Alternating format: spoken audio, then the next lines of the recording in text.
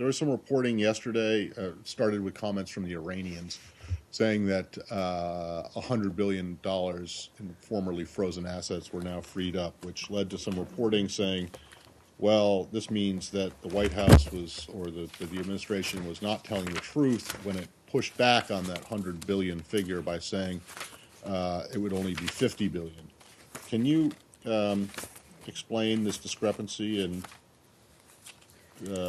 tell us why the administration's calculation is correct and the Iranians' calculation is incorrect? In general, well, we still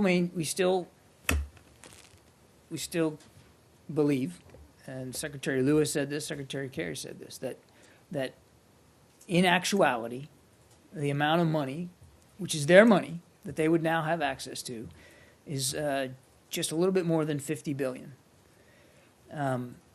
Because the rest of it, nearly half of the entire freed up assets. So this is where the 100 comes in, because that's the total. But we believe that half of that, so roughly $50 billion, is already tied up in debts to the Chinese or in other international commitments, not to mention will be consumed by their own infrastructure requirements that lay before them. So while the number total may be that their assets that has been unfrozen, that is not the number that they will have access to. They will have access to, as we've said all along, just more than $50 billion. Okay, but that, I mean, if they're going to use half of this money to pay back existing debt, I don't understand how that doesn't, I mean, they still have access to it. This is like if I owe you $50, you give me $100, and I give you 50 back, my net benefit is still $100. It's not 50. I've managed to pay off a debt, an obligation that I owe to you. So I don't understand why you can say that they're only going to get $50 billion when they get the benefit of the full 100, even if it is that the benefit is they're getting out of debt or paying down debt. Again, I mean, the money they are getting, and granted it is their money, as you said, but they have access now to $100 billion. What they choose to do with it is up to them.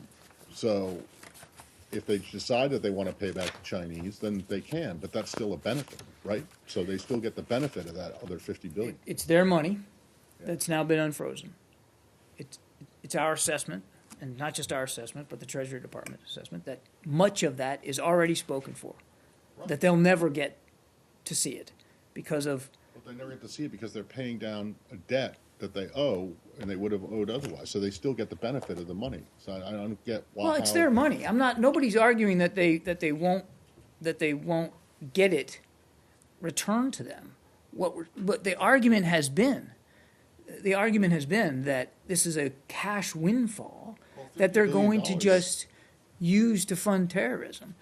We've said we cannot rule out the fact that some of the money may be used to fund their support for terrorism, but the idea that they're going to be able to spend $100 billion right off the bat just simply doesn't comport with the facts. They've got roughly half of it already tied up and committed to. Yeah. There's some binding parameter of the nuclear accord that says that it's already obligated. Well, how are you so certain that that's what it's going to be spent upon? Is our release of it contingent upon our Treasury their Department has done the agreement analysis and has it's determined just an analysis that we did. I mean, it's an analysis that the Treasury Department has put together that they've done that there's basically nothing makes binding. clear that roughly half of the unfrozen assets are already spoken for and will be unavailable to them to use in manners in which they would choose in a discretionary way. Their Treasury Department may have done an analysis of their own and determined that they're going to spend the money however they want. And who's to say that ours is more I can't speak legitimate? for their Treasury Department. I don't even speak for our Treasury Department. I'm telling you what the analysis is. But you're missing the larger point here. I think. I see the larger point. I'm just pointing out to you that there's nothing contingent. There's nothing that says they have to spend that money that way. We believe it's already obligated. The point is, the point is, there's no binding part of the nuclear accord that says we will not release this money unless the you Iran agree deal that it's wasn't going to be-" about apportioning the unfrozen So assets. there you go. That's all. It wasn't about apportioning the unfrozen assets, but you're missing the larger point. What they won't be able to do is develop a nuclear bomb.